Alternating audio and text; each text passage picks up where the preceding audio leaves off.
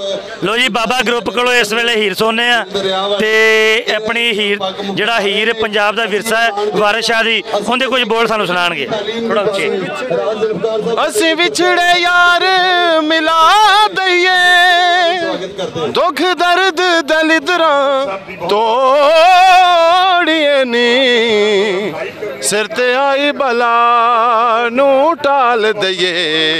हुक्म रब दे नाल चा मोड़िए नी हीर आखिया जोगिया झूठ बोले कौन विछड़े यार मिलामदा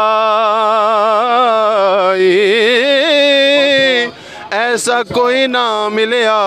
मैं ढूंढ थकी जेड़ा ज्ञान मोड़ ले आमदा दूर दूर है नाम मशहूर होया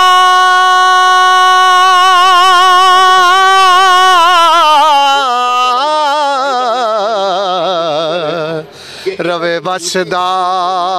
मुल्क पंजाब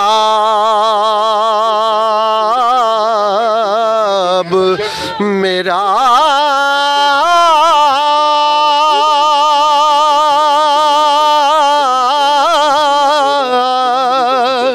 वारिस कहण मैनू वारिस शाह मैं हो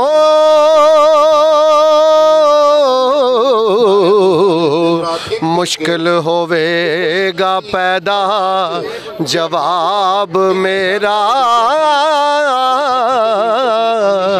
सामने आ रही है।